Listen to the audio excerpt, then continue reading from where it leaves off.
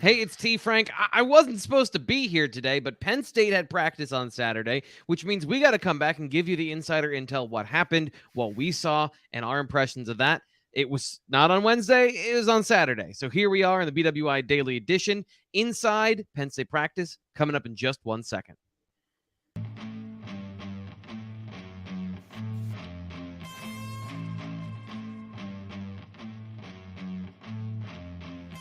BWI Daily Edition. I'm Thomas Frank Carr. That's senior editor Nate Bauer. Nate, a little bit of a longer practice on Saturday, so a little bit more for us to see. I want to get through some of your impressions today on a quick daily edition because the compromise here is I'm off today. Today's my birthday, but we have to talk about this. So we're going like 10 minutes, and then I'm out. I'm back to sipping Mai Tais, even though I don't know what a Mai Tai is, and I obviously am not on a beach. I didn't know it was your birthday. Happy birthday, T-Frank. That's great. Well, How old are you now? 25? I am 32 today, so Woo. Happy birthday. A boring middle of the 30s that, other than like I'm officially an adult now, where like back problems just randomly happen. You know, that's the new thing at 32, not like anything interesting. Yeah. Nah, I got you, buddy. Well, happy birthday. Penn State.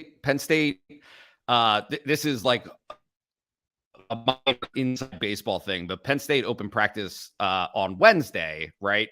But it wasn't actual practice. It was laser tag. And so I think in an effort to make up for that, on top of the fact that there won't be an availability for practice this week, they opened up things for quite a while on Saturday. I think it went about an hour that they allowed the media to view practice. Now, granted, it was still mostly individual work. We didn't see, other than a couple of 2-point conversion attempts, any 11 on 11, but a little more interesting than the typical fare that we see in the sense that receivers got some work against defensive backs, defensive line got some work against the offensive line.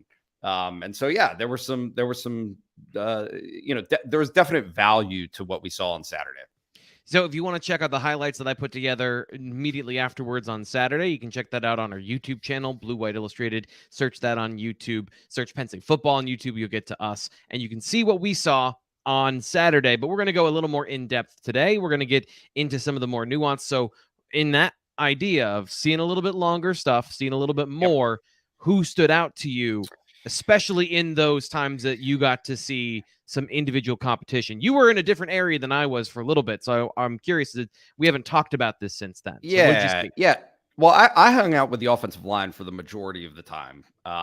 And, I would say that there was nothing really unexpected. I think that everyone kind of has an idea at this point what the starting offensive line is going to look like with Olu Fashanu, Landon Tengwall, Juice Scruggs, Sal Wormley, and then Caden Wallace there at right tackle. But that said, and I think you and I would probably agree on this because we talked about it afterwards, one of the highlights to me was Drew Shelton and Dennis-Sutton getting some right. I mean, it was really funny because James Franklin actually shouted it out at one point to all of the players in the area, all of the coaches. Hey, this isn't a rivals camp, right? Like, somebody won and somebody was twerking, and he was not happy with the lack of intensity after somebody beat somebody in a one-on-one. Yeah, but it wasn't a summer camp, and it wasn't necessarily that all-star environment, but certainly it was the same drill, right? Yeah. You've got the offensive line taking one rep against one other person. And so left tackle against defensive end, guard against defensive tackle, the drill. Dani Dennis-Sutton and Drew Shelton went 3 times. Shelton got the best of him on the first one. The second one, Franklin personally called a hold. He didn't like the swim move, and it was actually funny because he ended up talking a good amount about the move that Shelton used to bring Dennis-Sutton to the ground on the second rep. And so they were forced into a third rep, which Dennis-Sutton actually got easily. He easily won that. So no, it was an interesting period. And something to keep an eye on. I think as both of those groups, the defensive line and the offensive line, are obviously big areas of intrigue for this team going into this season. Yeah, and Shelton has been a bit of a revelation. I know we've talked about him in one way when he started coming into Penn State as a early enrollee, but as a player that had a lot of work to do. And he's since then done a lot of that work. He looks great in pads, and he's worked on a lot of his techniques, as you just pointed out, going 3 for 3 going into that situation with Dani and Dennis-Sutton. And of course, Dennis-Sutton's going to be a huge factor throughout the season. The guy that not surprised me, but I have not been able to take my eyes off of Olu Fashanu the entire time. Anytime that we get to go to practice, I'm with the offensive line a good bit as well. And Fashanu, just the way he moves, his size, his length, I think, quietly, the hype train is building for him, where a lot of people wondered, is he going to be able to fill in the shoes of Rasheed Walker, who's a 3-year starter? And I'm starting to wonder, maybe he could be better than Rasheed Walker was last year. Like there's, you're starting to get that level of anticipation around him. And other than a couple of times where you saw there, some of those one-on-ones we saw where Smith-Vilbert got the better of him on a bull rush, he still stayed in front of the guy. I've been very impressed with his athleticism, his size. And when you pair that with what we saw in the bowl game, I am having a hard time. This is another player that I'm having a hard time with the hype train. So many players on this roster that I'm super excited to watch play football on September 1st. Is there I think you saw?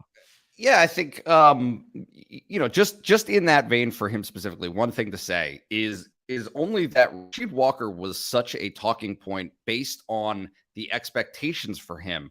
I don't know that in his career at Penn State, he ever quite met what those expectations were. And so while the performances still may have been good, I think that Fashanu offers an opportunity for Penn State to have more consistency at that position than it's had in the past. I think certainly Zane Durant was interesting to see in action on Saturday. He's clearly going to be part of the mix. I think it might be time to temper the height of those expectations, right? He's going to be in the rotation, but probably like a pass rush kind of specialist, I think, for them. So is this a playing time thing to you? Is this just because of what you're looking at the depth chart with the players in front of him? Or is this maybe more of something different that we didn't see before? No, I think it's both, right? I mean, there's always two conversations to be had, which you just mentioned. It's how are the guys in front of him? And in this case, it's Hakeem Beamon, and Beamon's been great through the preseason. So to expect Durant to supplant him, I don't think is reasonable. But that's not to say that there won't be some packages where Zane Durant's assets and the things that he does best can be accentuated. Yeah, I don't think the question should be, is he going to surpass and become the starter with Hakeem Beamon there? It's, does he become the number 2 at that position? Right. Is he able to vault to that level? And that is an area where I think there's still, a significant role on the defense in that area. But it's not the same level as Fashanu or Nick Singleton as, young players that you're expecting to see big things from this fall. The defensive line, and I'll go with this one, Chop Robinson, got to see him a little bit longer, get to see a little bit more. Been curious. I love his potential, but it's always between potential and where you are, like where you currently are. What is that timeline to realize? Like a week after. And this is an area where I got to see him a little bit on Saturday, and I'm putting a pin in it for now. Yeah. Like maybe the first month of the season, I think there's still some things he needs to work out as far as not just playing defensive end. Like, I don't put as much stock in that as I do. He's going to be a pass rusher full time. Yeah. So does he have the ability? Does he have the technical skills and the physical skills to get to the quarterback reliably? Yeah. He's not in coverage anymore, I don't think. So he needs to work on that stuff still, is my opinion. I think that the key to this is what James Franklin said starting at Big Ten Media Days about mentioning the difference between game 1 and game 4. And you can see there's just kind of this collection, this wave of players who probably won't be ready not that they're not going to be ready to contribute. They will be ready to contribute, but they're not going to take jobs in the first week of the season.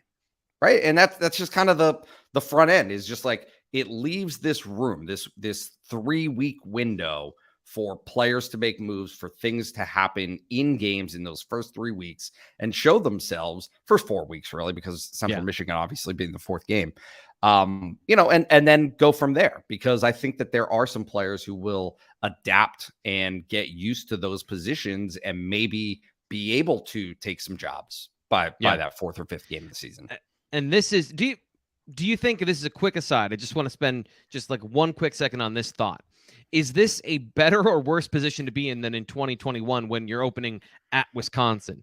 You're at Purdue, but it's not like Penn State hasn't gone through this before. If they need to get key guys ready for week 1 because there was no lead up, there's no warm up, you've got to be ready. Is this a better place to be in this year? Because it feels like we focused a lot more on that this year than we did last season.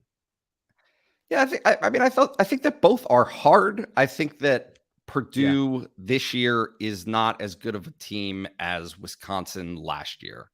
Yeah. I think we arrive in the same place there. Yeah. The quarterback is better, and that's a fundamental difference. But if you're looking at Wisconsin and Purdue, the defense for Wisconsin last year, that front seven was very good. Like there's no way around that. Their offensive line was pretty good. They had a great running back. They were also not the same team because of their running back situation early in the year as they were towards the middle. So it's an interesting perspective heading into this game and remembering where you were last year. Before we get to last thoughts here, I want to make sure everybody knows a week from now, and a little bit over a full week from now, we're going to be going prime time. Monday, the 29th, BWI Daily Edition is switching to 7 p.m. So if you want to get your snacks, you want to have your dinner, all that stuff, you're eating your ice cream, Monday night, we'll be there with you, whether you watch on your TV, whether you watch on your phone, your laptop. If you're here on YouTube, we air the show at 3 p.m. now. We're switching to prime time so we can have a bigger audience. Because, Nate, I don't know if you know this, but not everybody works from home like we do. I'm ready for it. I can't wait. Yeah. I'm looking forward to it. It's going to be super exciting. Of course, we'll have our live show coverage. We'll get you all that information coming up as the season starts. But that's just the main thing I want to make sure we get out each day before we get there so everyone knows and they come with us to 7. Any last thoughts about practice? Any other players that you want to mention before we get out of here? Yeah, just 2. We were able to see the running backs work with the quarterbacks and the receivers, but specifically my attention was on the running backs.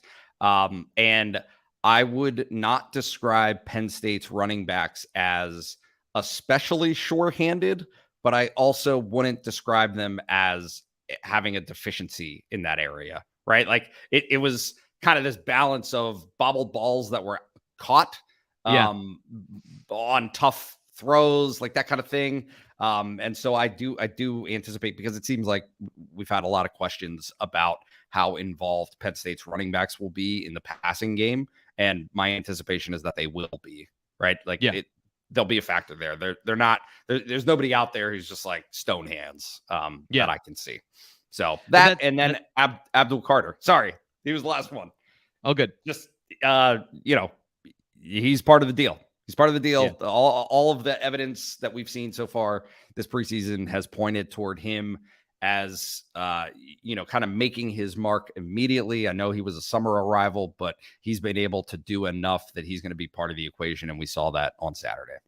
Yeah. And it just struck me, and this is, the eyeball test sort of thing, but how much bigger he is than everybody else. Yeah. He's like half a head taller than everybody else in the linebacker group. And there's just a difference when you look at a guy like that. He was getting some thorough coaching from the coaching staff when I was over there. So they were focusing a lot on some of those younger guys, I think, on Saturday, some more pouring into maybe guys that aren't going to play right away. And, of course, some of the guys they want to get up to speed. So really interesting part of camp. That's our view here on the BWI Daily Edition. Nate, thank you so much for coming in and talking with me about what you saw during the open media session on Saturday. Love it. Thanks so much for having me, buddy. We'll catch up soon.